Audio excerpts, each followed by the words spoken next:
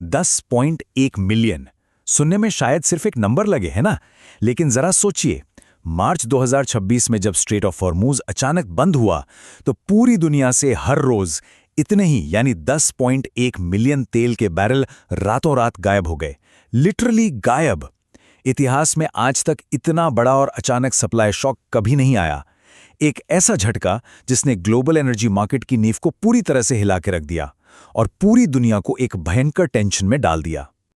और इसी ऐतिहासिक संकट के बीच एक और बहुत बड़ा भूचाल आ रहा था।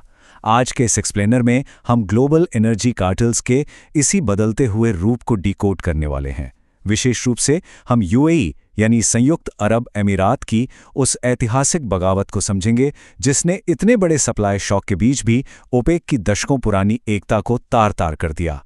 यकीन मानिए, ये सिर्फ कच्चे तेल का मामला नहीं है। ये सत्ता, अर्थशास्त्र और कूटनीति का एक बिल्कुल नया गेम है जिसे आज की तारीख में समझना हमारे लिए बेहद जरूरी है। तो चलिए इस पूरी कहानी के पहले हिस्से यानी इस घेराबंदी से शुरुआत करते हैं। ये सब सुनने में किसी हॉलीवुड थ्रिलर जैसा लग सकता है, लेकिन ये कोई फिल्म नहीं, एक डरावनी सच्चाई है। फारस की खाड़ी का सारा तेल पूरी तरह से फंस चुका है और दुनिया भर के देश अपनी एनर्जी सिक्योरिटी के लिए बुरी तरह छटपटा रहे हैं। बाजारों में कितनी भयानक दहशत थी, इसका अंदाजा सिर्फ इस एक आंकड़े से लगाइए, $150। अप्रैल 2026 आते आते नॉर्थ सी डेटेड कच्चे तेल की कीमतें $150 प्रति बैरल के रिकॉर्ड स्तर को पार कर गईं। रिफाइनरियों में तेल का ऐसा सूखा पड़ा कि एशिया में पेट्रोकेमिकल उत्पादन लगभग ठप होने की कगार पर आ गया। मार्केट में चारों तरफ हाहाकार मचा था और हर कोई किसी भी तरह कोई ना कोई विकल्प ढूंढने में लगा हुआ था। अब इस अफरा तफरी के बीच ओपेक की स्थिति को समझने के लिए हमें जरा इसके 66 साल पुराने इतिहास को देखना होगा। 1960 में बगदाद में इसकी स्थापना हुई। फिर 1967 में यूएई इस कार्टेल में शामिल हो गया और इसका एक बहुत ही अहम हिस्सा बन गया। और फिर आता है साल 2026 जब यूएई अचानक इससे बाहर निकलने का फैसला करता है। जरा सोचिए, इतने दशकों पुराने और स्थापित गठबंधन से इस तरह अचानक बाहर निकल जाना, ये वाकई एक बहुत बड़ा कदम था जिसने पूरी दुनिया को गहरे सदमे में डाल दिया। तो 1 मई 2026 को आखिर ऐसा क्या हुआ? आइए इस कहानी के दूसरे अहम पड़ाव यानी यूएई की इस बगावत के असली कारणों को गहराई से समझते हैं। सवाल ये है कि इतनी पुराने रिश्ते को आखिर एक झटके में क्यों तोड़ दिया गया? इस पर एक इंडस्ट्री एनालिस्ट के ये शब्द बिल्कुल सटीक बैठते हैं, प्रोडक्शन स्ट्रेचर जैकेट, यानी एक तरह की उत्पादन की बेड़ी। असल में ओपेक के कोटे ने यूएई के तेल उत्पादन को इस कदर जकड़ रखा था कि वे जाकर भी अपनी पूरी क्षमता का इस्तेमाल ही नहीं कर पा रहे थे। और पता है इस पाबंदी की कीमत क्या थी? यूएई को हर साल संभावित राजस्व में लगभग 46 बिलियन से लेकर $58 बिलियन तक का भारी नुकसान उठाना पड़ रहा था। अब आप ही सोचिए, कोई भी देश इतने बड़े आर्थिक नुकसान को कब तक बर्दाश्त करेगा? ये एक ऐसा प्रेशर कुकर था जिसे किसी न किसी दिन फटना ही था। यहाँ जो बात सबसे ज्यादा चौंकाने वाली है वो है यूएई की असल क्षमता और ओपेक की पाबंदियों के बीच का जमीन आसमान का अंतर। एक तरफ तो ओपेक का वो 3.2 मिलियन बैरल प्रतिदिन का कोटा था जो यूएई के हाथ बांधे हुए था, और दूसरी तरफ था यूएई का 2027 के लिए तय किया गया 5.0 मिलियन बैरल का विशाल टारगेट। बात दरअसल ये है कि यूएई ने अपने तेल के बुनियादी ढांचे को बढ़ाने के लिए $145 बिलियन का भारी भरकम इन्वेस्टमेंट किया है। इतने बड़े निवेश के बाद अपनी क्षमता को दबाकर रखना उनके तेजी से बढ़ते आर्थिक लक्ष्यों के लिए बिल्कुल भी सही नहीं था। उन्हें तो बस पूरी ताकत के साथ बाजार में उतरना था।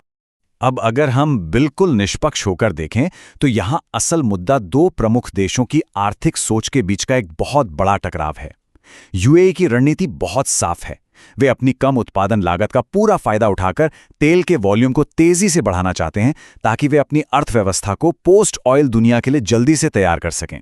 इसके बिल्कुल उलट सऊदी अरब की सोच अलग है। उनका पूरा फोकस कोटा मैनेजमेंट के जरिए कीमतों को स्थिर रखने, एक मिनिमम प्राइस लेवल बनाए रखने और पूरे क्षेत्र में अपना दबदबा कायम रखने पर है।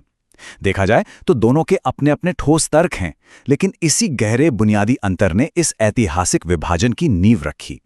लेकिन रुकिए, ये दरार सिर्फ अर्थशास्त्र या तेल के कोटे तक सीमित नहीं है। कूटनीतिक मोर्चे पर भी दूरियां काफी बढ़ चुकी हैं। यमन में अमीराती ठिकानों पर सऊदी हवाई हमले जैसी घटनाएं, विदेशी निवेश को अपनी ओर खींचने के दोनों के बीच चल रही कड़ी टक्कर, और फिर यूएई का अमेरिकी ट्रेजरी के साथ डॉलर स्वैप लाइन सिक्योर करना। बिना किसी का पक्ष लिए हम साफ तौर पर देख सकते हैं कि रणनीतिक स्तर पर दोनों के बीच विरोधाभास कितने गहरे हो चुके हैं। यूएई अब बहुत तेजी से रियाद के प्रभाव से खुद को अलग कर रहा है और अमेरिका जैसे देशों के साथ अपने आर्थिक संबंध मजबूत करके अपनी एक स्वतंत्र पहचान बना रहा है। यूएई की ये बगावत बहुत ही स्पष्ट रूप से दिखाती है कि ओपेक का पुराना ढांचा अब अंदर से कितना कमजोर पड़ता जा रहा है। इस ऐतिहासिक बंटवारे के बाद दुनिया भर की ऑयल सप्लाई पर ओपेक का कंट्रोल 30% से लुढ़ककर अब महज 26% रह गया है। यूएई के बाहर जाने का सीधा मतलब है कि ओपेक के हाथ से ताकत का एक बहुत बड़ा हिस्सा और एक बेहद अहम सहयोगी निकल गया। सच तो यह है कि इस कार्टेल का वो पुराना दबदबा अब वैसा नहीं रहा। और यहीं से शुरुआत होती है हमारी कहानी के तीसरे और सबसे अहम हिस्से की, एक नई विश्व व्यवस्था, यानी एक नया वर्ल्ड ऑर्डर। इस ग्लोबल उथल-पुथल ने सच में एक नए युग की शुरुआत कर दी है, जहां पुराने गठबंधन टूट रहे हैं और बाजार में एक भयंकर कंपटीशन है। और दिलचस्प बात यह है कि ओपेक पर सिर्फ अंदर से ही नहीं बल्कि बाहर से भी जबरदस्त प्रेशर है। गैर ओपेक देशों से तेल की सप्लाई बहुत तेजी से बढ़ रही है। अमेरिका, ब्राजील और गुयाना के बड़े प्रोजेक्ट्स ओपेक को चारों तरफ से घेर रहे हैं। ब्राजील 4.0 मिलियन बैरल का आंकड़ा छू रहा है, गुयाना 1.0 मिलियन पार कर रहा है और अमेरिका का पर्मियन बेसिन तो 13.7 मिलियन बैरल का एक विशाल उत्पादन कर रहा है। इन सब फैक्टर्स की वजह से ओपेक की ग्लोबल मार्केट हिस्सेदारी अब सिमटकर सिर्फ 46% रह गई है। ऐसा लग रहा है जैसे ओपेक के लिए चारों तरफ से दीवारें बंद हो रही हैं। अब यहाँ एक अजीब सा विरोधाभास नजर आता है। एक तरफ तेल का इतना बड़ा खेल चल रहा है और दूसरी तरफ पूरी दुनिया नेट जीरो और क्लाइमेट चेंज की बातें कर रही है। ऐसे में सर्कुलर कार्बन इकोनॉमी या सीसीई का कॉन्सेप्ट बहुत अहम हो जाता है। ये एक ऐसा फ्रेमवर्क है जिसे खाड़ी देशों ने अपनाया है। इसका सीधा सा मकसद है अपने आर्थिक विकास को भी बनाए रखना और साथ ही एडवांस टेक्नोलॉजी का इस्तेमाल करके कार्बन एमिशन को भी कम करना। एक तरह से यह भविष्य की दुनिया में खुद को प्रासंगिक बनाए रखने और अपनी अर्थव्यवस्था को बचाने की एक बेहद जरूरी और स्मार्ट स्ट्रैटेजी है। इस सीसीई स्ट्रैटेजी को अगर हम डिकोड करें तो यह मुख्य रूप से 4 आर पर टिकी है: रिड्यूस, रीयूज, रिसाइकल और रिमूव। और इसके लिए कोई छोटे मोटे नहीं बल्कि जुबैल के विशाल कार्बन कैप्चर हब और यूएई सऊदी की joint ultra scale hydrogen valley जैसे महत्वाकांक्षी प्रोजेक्ट शुरू किए गए हैं।